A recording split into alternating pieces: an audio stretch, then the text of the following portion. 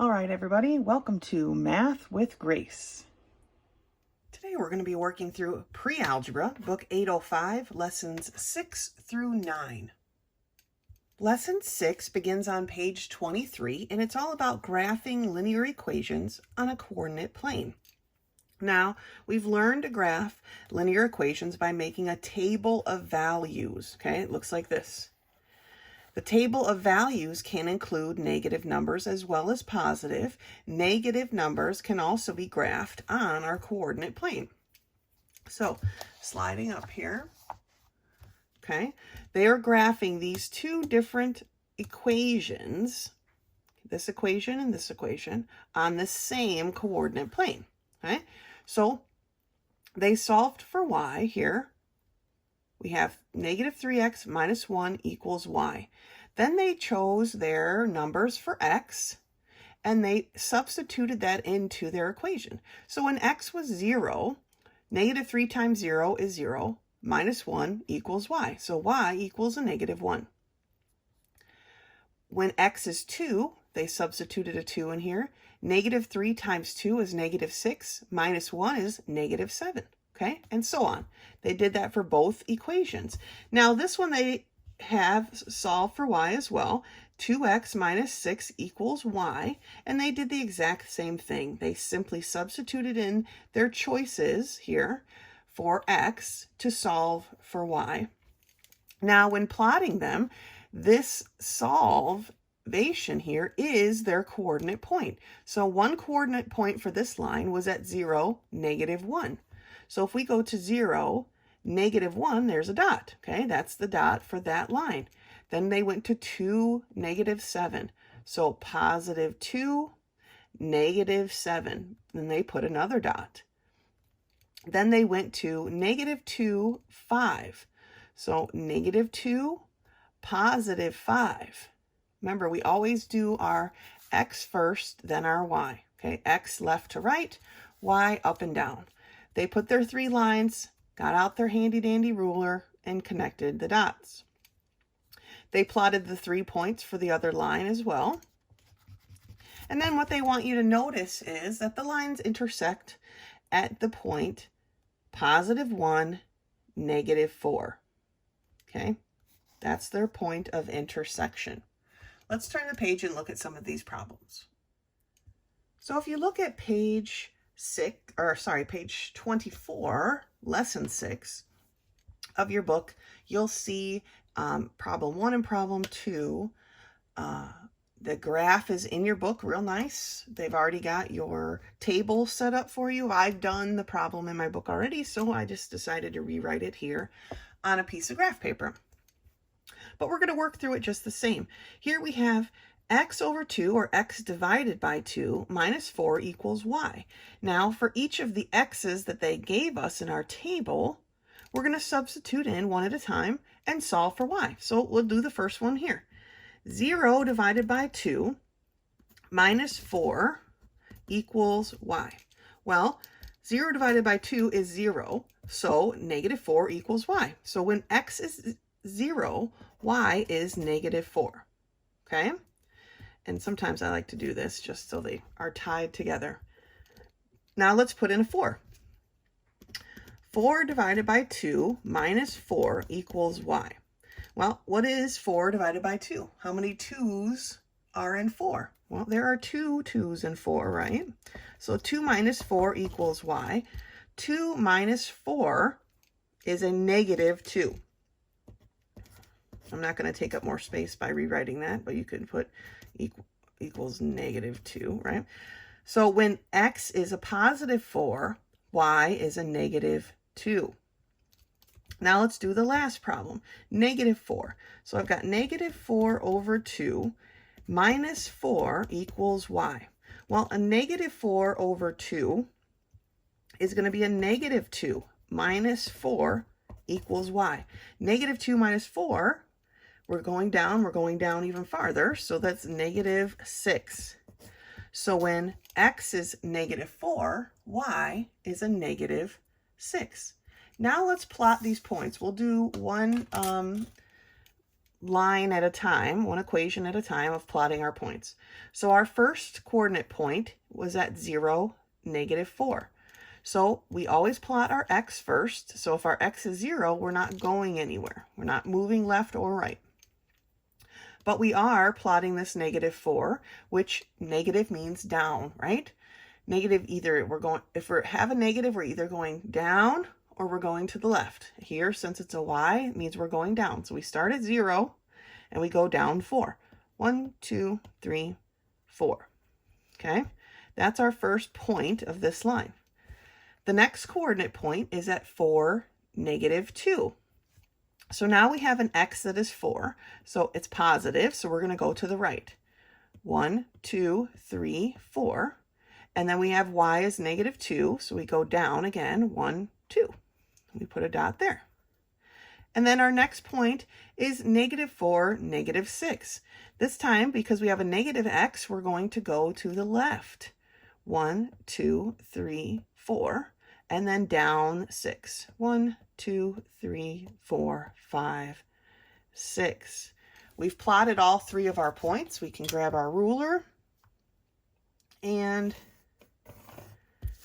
draw in our line.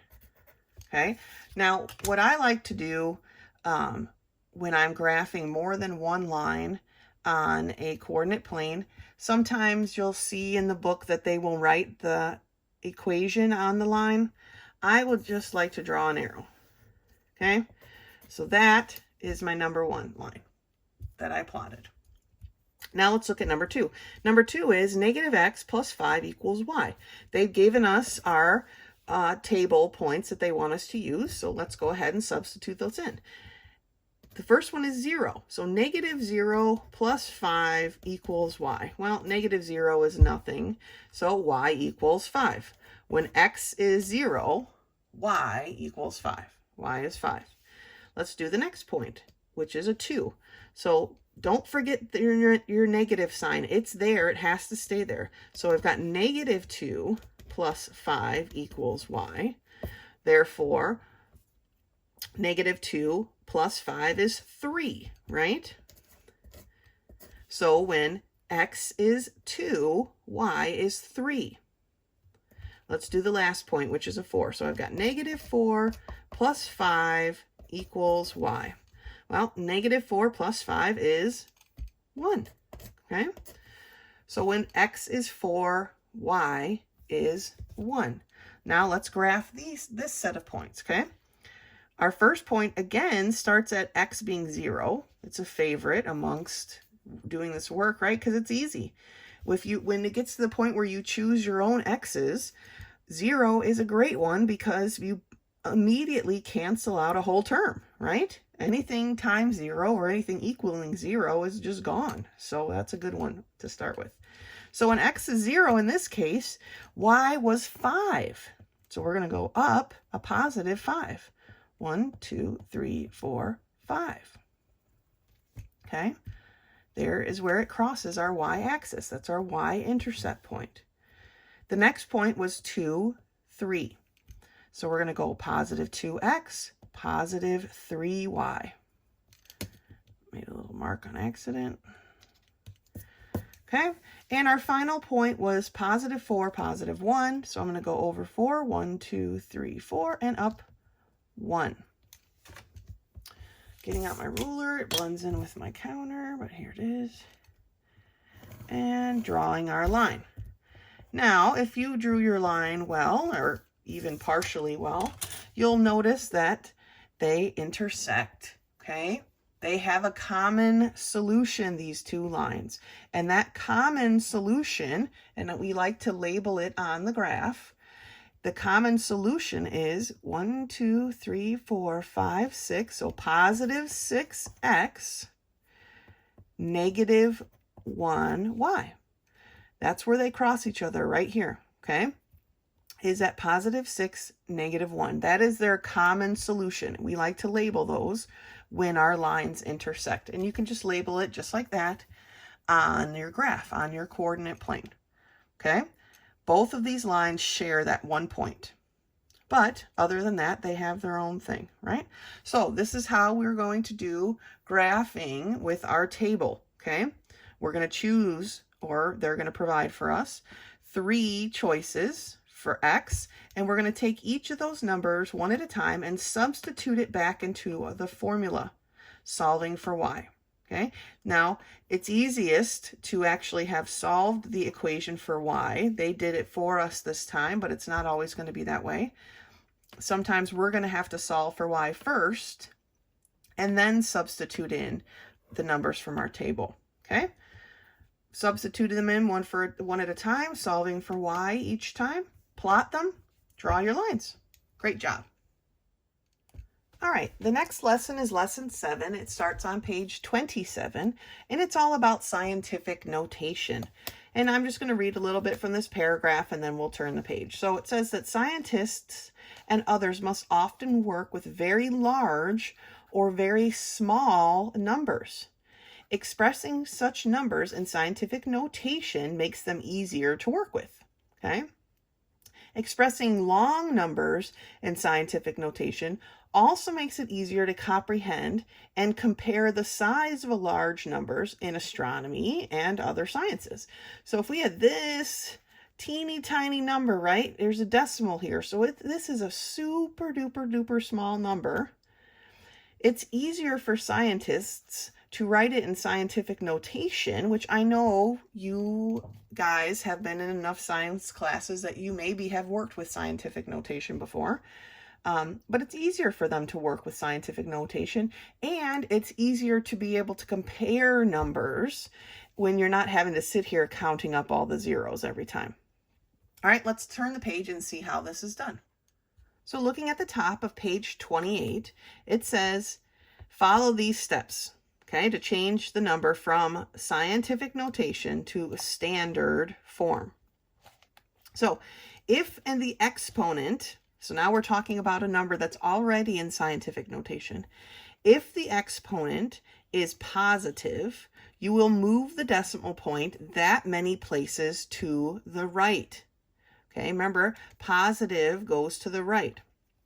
So here we've got 5.034 times 10 to the 12th power. That means you'll move this decimal place 12 points, okay? 1, 2, 3, 4, 5, 6, 7, 8, 9, 10, 11, 12. Everywhere there's a gap or an empty spot, we have to add a 0. Okay? You can't just leave it empty and leave a decimal floating over there with this big old space in between, like 4 and the decimal just got into an argument and they don't want to stand next to each other. We've got to fill in each of those missing places with a 0. All right. Now, if the exponent is negative, you move the decimal point that many places to the left. So it's just like on your coordinate plane, right? If we were talking about the x value was positive, we went to the right. If the x value is negative, we went to the left. Well, this is the same concept.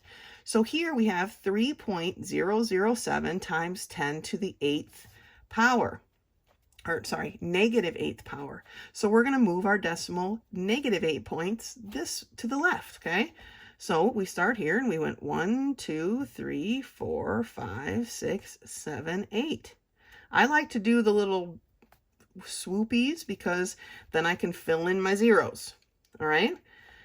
Because just like in the positive one where we couldn't leave blank spaces, every place that we should have moved the decimal that didn't already have a digit in it needs to have a 0 added.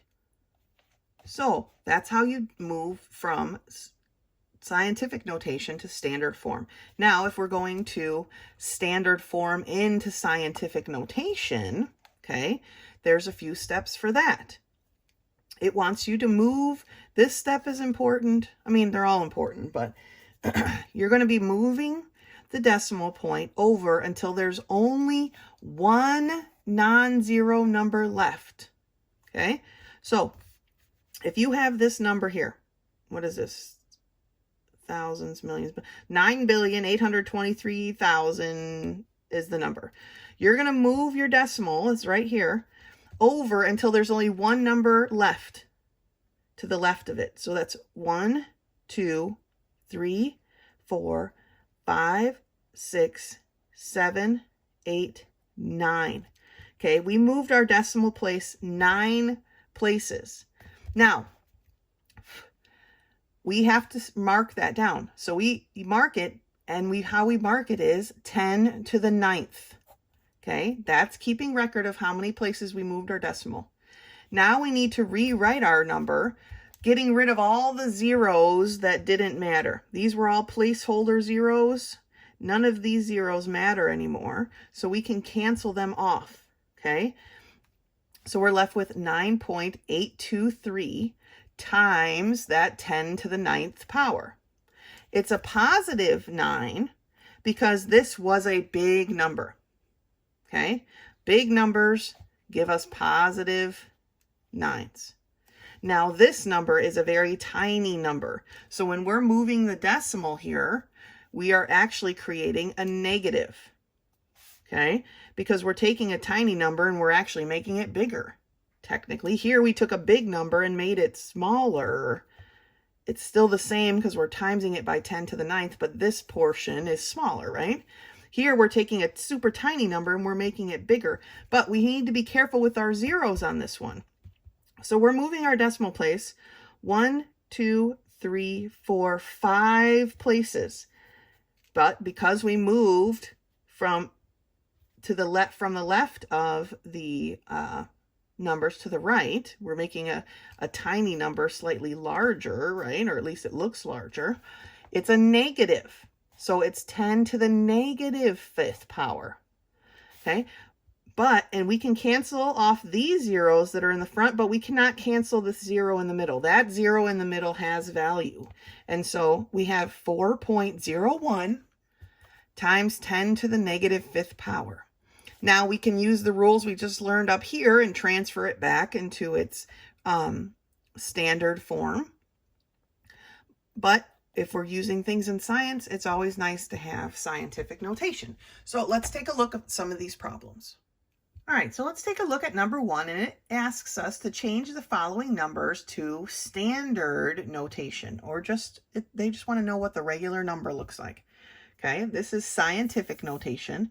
They want us to show them standard notation. So 1a gives us 4.21 times 10 to the +6, 10 to the 6th power. So I'm going to write my 4, and I'm going to put a light decimal, 21. Okay, now I want to move my decimal 6 places to the right. 1, 2, 3, 4, 5, 6 places. I'm going to put a nice fat decimal over there, and I'm going to fill in the 4 empty spaces that I had with zeros. Okay, if you want to rewrite it after that, you can. If you want to leave it like that, I'm fine with that. Okay. So we got 4,210,000, right? That's the number that was represented with this scientific notation, all right? So let's look at this one.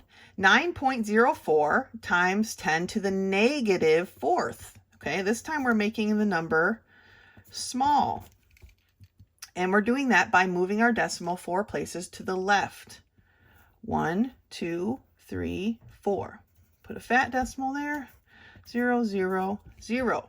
Okay, I had 3 empty spaces I had to fill with a 0. I would have to look up how to say this number out loud. I'm not 100% sure. I don't know what place this is. 10,000th place, 100,000th place. So 904,000th this is. Yeah, maybe. I don't know. That's how we do it though. -4, 10 to the -4, we move our decimal place 4 places to the left. Let's take a look at number 2. 2a reads 8 times 10 to the 11th power. Okay, so here's my 8. Here's its decimal. I'm going to move that decimal. It's positive exponent here, so I need to go to the right 11 places. 1, 2, 3, 4, 5, 6, 7, 8, 9, 10, 11. Something else we can remember is if we just have a number, a single digit with no decimal spaces here, we could simply just have added 11 zeros, right? 1, 2, 3, 4, 5, 6, 7, 8, 9, 10, 11. Because there were no extra digits taking up space.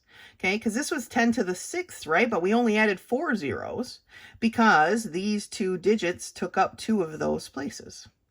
Just like here, this was 10 to the negative 4, but we only added 3 zeros because that 9 took up one of the spaces. All right. But that's another way to look at these problems. Let's look at this one that way. 3.2 times 10 to the negative 3. All right, so we have 3.2. I'm not going to put the decimal this time. 3.2, right, times 10 to the negative 3. We're moving our decimal negative, or 3 points to the left, but we've got one digit already there.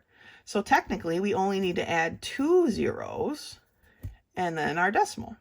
So if you want to look at it this way and just go ahead and add the number of zeros that you needed, maybe you understood that you only needed 4 zeros here. Maybe you need to see the decimal bounce its way down, okay? Either way, that doesn't matter. To me, you do the way that you're most comfortable with, all right? Let's take a look at the next set, which is changing the numbers to scientific notation. So in number 3 here, we want to change these numbers to scientific notation. So the first step is counting up how many places our decimal needs to move. Here for our 78,300,000, our decimal's right there. We need to move it to the left. 1, 2, 3, 4, 5, 6, 7 places. So we're going to have times 10 to the 7th power. And we end up with 7.83. Okay, because now our decimal is here. All these zeros are droppable. We can drop them. So they are not important zeros. We can get rid of them. So we have 7.83 times 10 to the 7th power. All right? Big number made to look smaller. It's still a big number. Okay? Now we have a really, really tiny number here that we're going to look to make bigger, so it's going to be a negative exponent. But what is that negative exponent? Let's see. It's a 1, 2, 3, 4, 5. Okay, so this is going to be times 10 to the negative 5. And we're left with a 6.7. Okay, so for part B of number 3, it's 6.7 times 10 to the negative 5 power. Let's take a look at number 4. All right, so looking at number 4, we've got these sets of digits here. This is a really big number. Thousands, millions, billions, trillion, 22 trillion. Okay, it's a huge number, huge number. So let's write it in scientific notation so it's a little bit easier to carry around. We're not having to worry about, like I was, that I didn't write enough zeros, okay? Especially on this one, I counted it a couple times, make sure I had enough zeros. But let's see how far we have to move our decimal. Well, it's 1, 2, 3, 4, 5, 6, 7, 8, 9, 10, 11, 12, 13 places. 10 to the 13th power. This is a big number. It's going to be a positive exponent. 2.2 times 10 to the 13th power. Okay, just looking at that, you're like, wow, 10 to the 13th, that's going to be huge. Like this 10 to the 11th power, that was huge. Okay, now look at this one. It's a tiny number. We know we're going to have a negative exponent when we take this tiny number and change it into scientific notation. But what is that exponent going to be? Let's find out. 1, 2, 3, 4, 5, 6, 7, 8, 9. Okay, remember we want one non-zero digit to the left of our decimal. So we went 10 to the negative 9 places. And what are we left with? We're left with 3, and I think most science people would write 3.0. Okay, 3.0 or 3 times 10 to the negative 9. All of these zeros are inconsequential. At this point, they were just placeholders, and we can get rid of those, okay? Although we tacked one on there just so we can see where our decimal is for sure. 3.0 times 10 to the negative 9th power. So, scientific notation. If we're changing from scientific notation to standard form, and we have a positive exponent, we move our decimal to the right. Negative exponents, we move our decimal to the left. Now, when we're changing from standard form to scientific notation, that's not the same rule. That same rule does not apply. When we have a huge, big number, and we're changing it to scientific notation, we're going to have a positive exponent.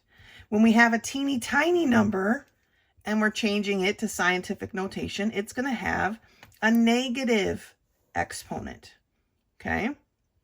So we kind of have to pay attention to what we're doing. Are we going from scientific notation to standard form? Or are we going from standard form to scientific notation? They have different rules, and we need to make sure we follow the rules that apply to what we're trying to do, okay? That's lesson 7. Lesson 8 starts on page 32, and it's about probability and percent. We've been dealing with probability on and off here through these books. But in this section, it tells us that changing the ratios that we've already been doing, right, to percents often makes the probability expressions even more clear and understandable. Okay, so it says the ratio probability is 10 out of 1,000. So they made the ratio of 10 out of 1,000, reduced it to 1 over 100, and then found the percent. Okay, if you divide 1 by 100 and then multiply that number by 100, you'll get your percent. Okay, and it just in this case is not probably my favorite example is 1%. All right, so let's take a look at the top of page 33. It says percent probabilities are often easier to understand and compare than fractional ones, because when we're comparing fractions, if they aren't on the same denominator, right? If they aren't on the same, if we can't compare them 1 to 1, then they're hard to understand. Like, what's better, 1/2 or 1/3? Well, 1/3 seems like it's bigger, but it's not, right? Because we're not comparing apples to apples. Without them having a common denominator, we can't really tell which one is better, especially when you get into some weird things. But when we have a percent, then we can see it clearly, okay? 0% being impossible, 50% being the as likely as unlikely, and 100% being certain. The closer we get to 100, the more likely something is to happen. The closer we get to 0, the less likely something is to happen, right? So let's look at the example here down on the bottom of page 33. Example A reads, a manufacturer found that on average, 1 out of every 25 coffee pots produced was defective. What is the probability that the next coffee pot to come off the assembly line will be defective? Well, the probability ratio is 1 to 25. Right? If you do that on your calculator, if you take 1 divided by 25, you get 0.04. I wrote in here that you multiply that by 100 because that's how you change a decimal to a percentage. Okay? You move your decimal place 2 points, or you just multiply by 100. It's the same thing. And then you get that this is 4%. There's a 4% chance that the next coffee pot will be defective. So it's pretty unlikely because 4% is pretty close to 0 when we're talking about a scale from 0 to 100. All right, let's take a look at these problems. All right, so we're at the bottom of page 33 looking at number 1, and I didn't write what it says, but we can read it together. The probability of rolling a 6 with a game die. So you only have 1 die. What is your probability of rolling a 6? So part A wants the ratio. Well, on a die, I don't have one right here, but on a die, there's only 1 6, right? So there's 1 6 out of how many numbers? 6 numbers, right? 1 through 6. There's a 1, there's a 2, there's a 3, there's a 4, there's a 5, there's a 6. So you have a 1/6 chance, 1 out of 6 chances of rolling a 6. So part B wants the percentage. If you put in your calculator 1 divided by 6, you get 0.1666, and it goes on and on. Okay, well, if we multiply that by 100, you would get 16.666, and it still goes on and on forever, right? But the directions for these problem asks us to round to the nearest whole number. So we're rounding our 6 based on our 6. So this, because this 6 is larger than a 5, it's going to push this 6 up to the next number. So you have a 17% chance of rolling a 6. Okay? Technically, you have a 17% chance of rolling a 1 or rolling a 2. The percentage is the same when we're talking about one die, right? Because if whichever number you choose, you have a 1 in 6 chance of getting that number. 17%. All right, let's take a look at number 2.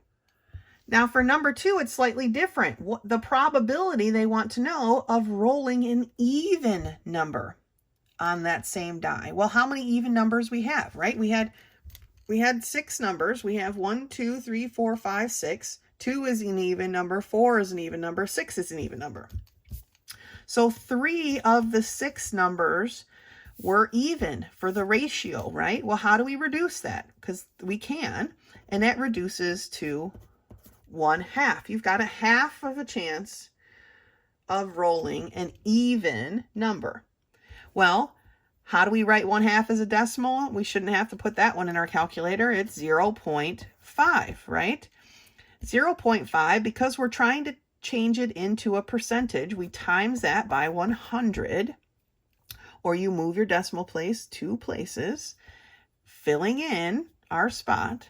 So we have a 50% chance of rolling an even number, just like you have a 50% chance of rolling an odd number. Okay? So that's as likely as unlikely, right? That you're going to roll an even number or an odd number. 50%, it's not the greatest odds, right?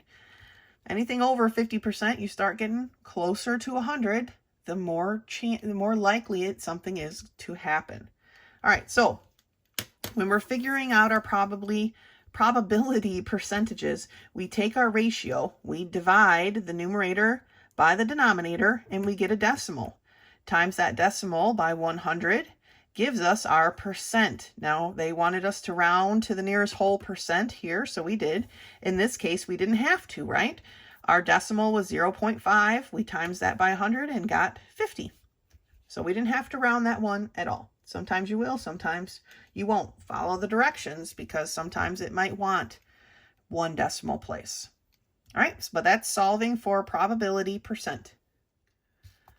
Lesson 9 starts on page 37, and it's all about histograms. Okay, so it says a histogram, and it's frequently called a distribution graph, shows how individual data is distributed over a range of values. Now, I'm not going to spend a whole bunch of time going over histograms. They're pretty self-explanatory. I'm going to go through the steps that they've listed here. Basically, this is a bar graph, and I'm just kind of scooching up here. This is a bar graph, but without the gaps, right? In a bar graph, we always want to make sure we leave a space in between our data. But in this case, our data is a range. So they counted up they picked some papayas, and they tallied the range of their weight. So obviously it's going to be more than 0 pounds, but this section is any papayas that were less than 3 pounds.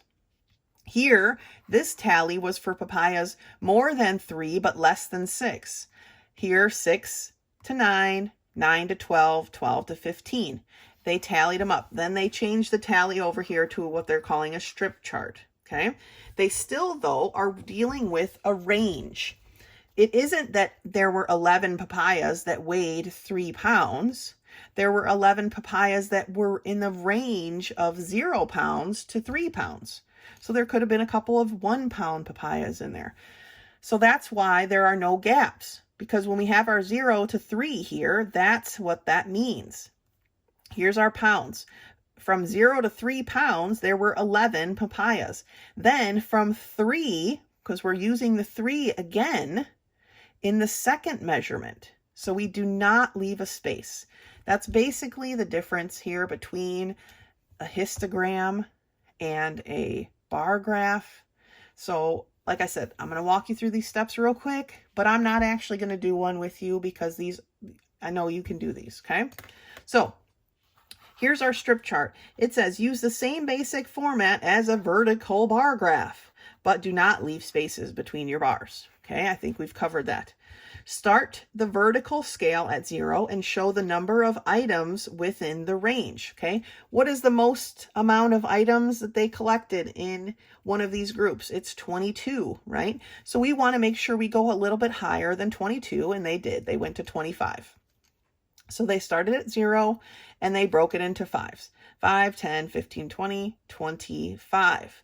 Now, most of their numbers didn't fall on a specific line, and they had to estimate where that line would fall, and that's fine.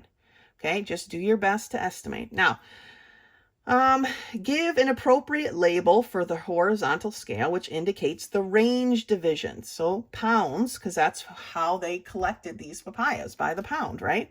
And here are their ranges: 0 to 3, 3 to 6, 6 to 9, 9 to 12, 12 to 15. You don't need to go higher than that because there were no papayas greater than 15 pounds. And then they want you to title your histogram, okay? But then we just put in our data. So for 0 to 3, there were 11. They had to estimate where an 11 would fall, but they did it just fine. They filled it in. Now, what you need to be careful of is that you, even though these are touching, they're still separate. See how we have a nice thick line here to delineate the shading, that this section has its own shade, section. So from 3 to 6 pounds, we had 22 papayas. Again, they estimated where 22 would fall on this scale. Sometimes if you look at your data, you can pick a better scale so that your data actually falls on a line, but in this case, it's pretty varied, and so that would be challenging to do. In our 6 to 9 pound range, we had 17. So again, they estimated what 17 papayas would be, and they drew their lines and shaded. 9 to 12, there were 8, and 12 to 15, there were 5. That one actually fell on a line, so it's nice and clean. Okay, that's the basic of a histogram. I think there's one on the next page, and I think there's one at the end of the lesson. Basically the same as a bar graph, except we do not have gaps because we're dealing with ranges rather than one specific thing. Rather than papayas weighing exactly 3 pounds, we're dealing with a range. Okay? I know you can handle it. If you have questions, if questions come up while you're doing them, please let me know. I'm happy to help. But you're doing a great job. Keep up the good work, and until next time.